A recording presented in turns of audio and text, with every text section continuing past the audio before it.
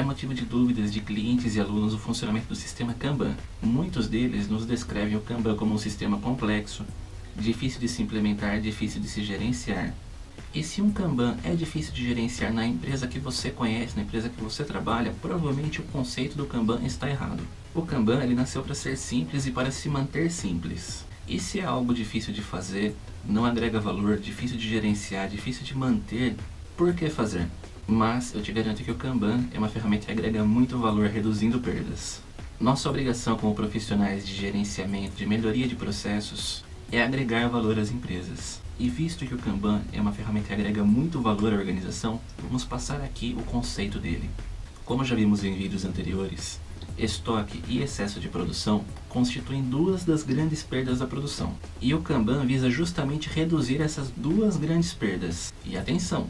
Se você trabalha com Kanban na sua empresa e ainda assim você tem grande estoque, você tem excesso de produção, com certeza o conceito está errado. Vamos entender aqui o funcionamento.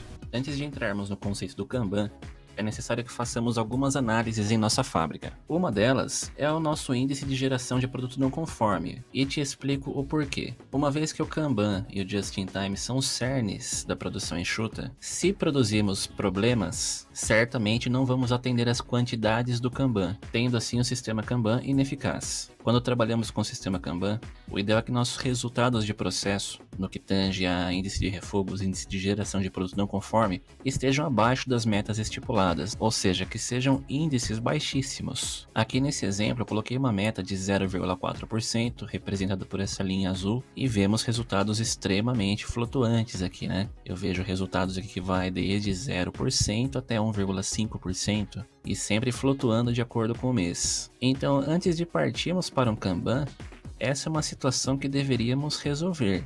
Se possível, eliminar as causas de geração de refugos, ou pelo menos minimizá-las bastante. Uma outra análise a ser feita antes do Kanban é a análise de eficiência dos processos que participarão do Kanban. Se temos resultados similares a esses aqui, temos resultados acima da meta estipulada, representada aqui por essa linha verde, resultados acima, resultado abaixo, verificamos algo aqui bastante instável. Essa é uma situação que deveríamos resolver antes da implementação de um Kanban. Investigar as causas de não atendimento, por exemplo, quebra de máquina, baixa produtividade que influi na eficiência, seja problema de recurso humano, problema de recurso material. Essa é uma análise que deveria ser feita antes de se implementar um Kanban. Uma outra análise a ser feita diz respeito à demanda. Porque entende-se que quando formos tratar da sistemática do Kanban que trataremos na sequência, produziremos quantidades padronizadas. Mas nós sabemos que nem todos os clientes fazem aquelas compras padronizadas todo mês. Por exemplo, 10 mil peças, 10 mil peças, 10 mil peças sempre. Sempre existe alguma flutuação para mais ou para menos. Então o correto é que o Kanban possa suprir essas flutuações. Se tivermos demandas extremamente flutuantes, já é uma situação para se resolver antes de se implementar um Kanban.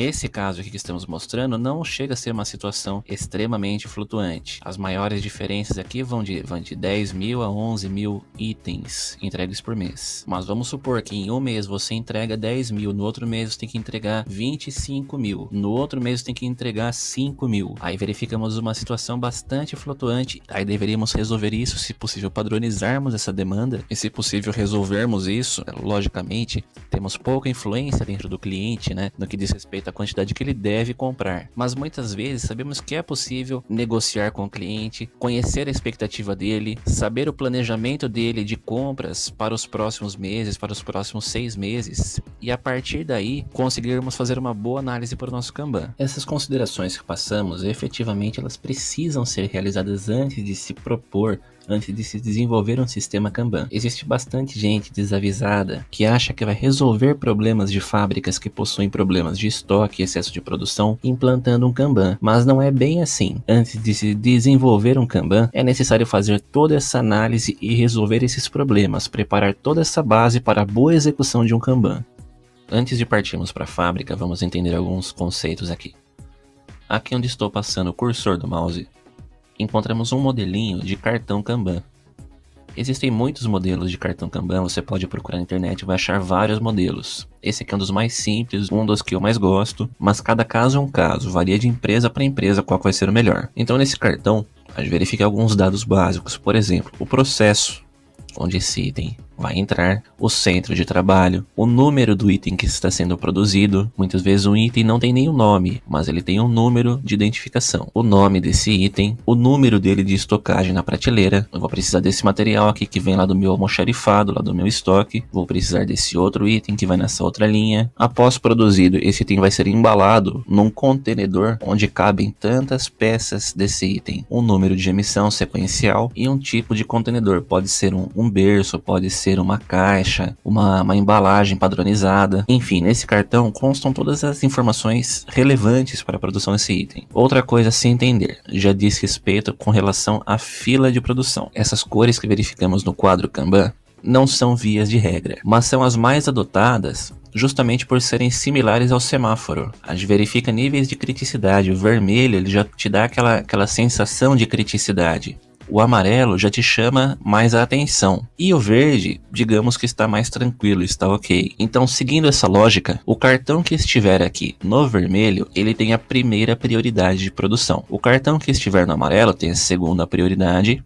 E o cartão que estiver no verde tem a terceira prioridade. Então como é que funciona? A produção terminou o item que estava fabricando, terminou o lote daquele produto, agora ela vai no quadro Kanban verificar qual que é o próximo item que vai produzir. Vai e verifica que é este aqui, que está na primeira prioridade. Então este cartão segue para a produção. No mesmo momento que este cartão seguiu para a produção, os demais cartões foram puxados para cima. O que estava na segunda prioridade passou para a primeira prioridade, o que estava na terceira prioridade passou para a segunda prioridade. E na sequência já entra um outro cartão na terceira prioridade de produção. Vamos entender agora na fábrica. Agora eu vou explicar um modelinho simples de um Kanban de produção. Existem muitos modelos, muitos tipos de Kanban.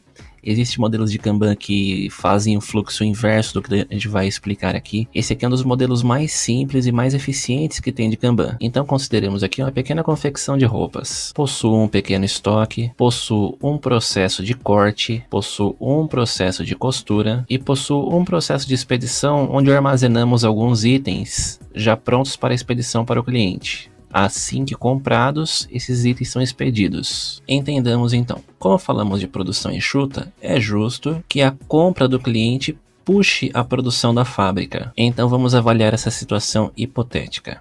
Um cliente fez um pedido, comprou um determinado produto aqui. Esse produto saiu da expedição, foi para o cliente. Esse produto, antes de ser enviado para o cliente, possuía um cartão de Kanban. Este cartão foi enviado lá para o Kanban do estoque, que é esse que está em azul aqui, esse cartão em azul. Por que esse aqui está diferente dos demais? Ele está diferente apenas a nível didático para diferenciarmos este aqui dos demais. Este cartão entrou aqui na última prioridade de produtos para separação para produção. Então o rapaz do estoque veio aqui no quadro Kanban dele, verificou que ele deveria separar prioritariamente, que é o que está em vermelho. Foi e separou. Automaticamente ele puxou os outros cartões para cima. E agora a prioridade é esse que estava no amarelo e agora está no vermelho. Ele fez a separação deste item e puxou esse cartão azul, que novamente ele só está em azul para diferenciarmos a nível didático. Puxou esse cartão azul para a primeira prioridade de separação. Separou esses itens. Agora esse cartão azul, após a separação dos itens, ele vai seguir para o quadro lá do processo de corte. Entra conforme planejado na última prioridade de produção. E assim vai seguindo o fluxo. A produção vai produzindo, vai puxando a produção, vai produzindo, vai puxando o quadro Kanban. Chegou lá na primeira prioridade de produção, agora vamos produzir esse item. Então o cartão vai para o processo de corte. Produziu a demanda especificada no cartão, o lote segue para o estoque intermediário entre os estoques de corte e costura e o cartão vai para a última prioridade de produção. Novamente a produção vai continuando, vai puxando o cartão, vai puxando a produção. Chegou lá na primeira prioridade de produção, ok, então vou agora produzir este item. Então ele vai lá para o processo de costura. Costurou os itens já estão prontos, já mando lá para o estoque. O cartão continua com o produto. Existem modelos de produção onde não se trabalha com esse estoque final aqui. São aqueles casos de clientes que compram aquela demanda todo dia ou a cada intervalo planejado. Este é o caso onde esse cartão, ao invés de acompanhar o produto, ele volta lá para o quadro do estoque de matéria-prima, na última prioridade de produção. Ou seja, ele vai ficar nesse ciclo contínuo aqui. porque toda a produção dele o cliente busca todo dia. Ou seja, o Kanban é uma ferramenta tão simples quanto parece. No entanto, ele exige uma análise detalhada tanto do processo onde vai se implementar um Kanban, como de toda a cadeia que envolve o fluxo do produto, seja dentro da empresa, seja dentro da cadeia de suprimentos. Deixo aqui na descrição do vídeo o link do nosso site. Lá tem o formulário de contato e caso você tenha alguma dúvida, você pode esclarecer sim com a gente. Para encerrar esse vídeo, eu deixo uma pergunta. Dentro do fluxo do produto, como já vimos, em que velocidade devo produzir? De quanto em quanto tempo devo ter em cada processo ao menos um produto pronto? E esse é o tema do próximo vídeo, onde vamos tratar de Takt Time e de cronoanálise. Até a próxima!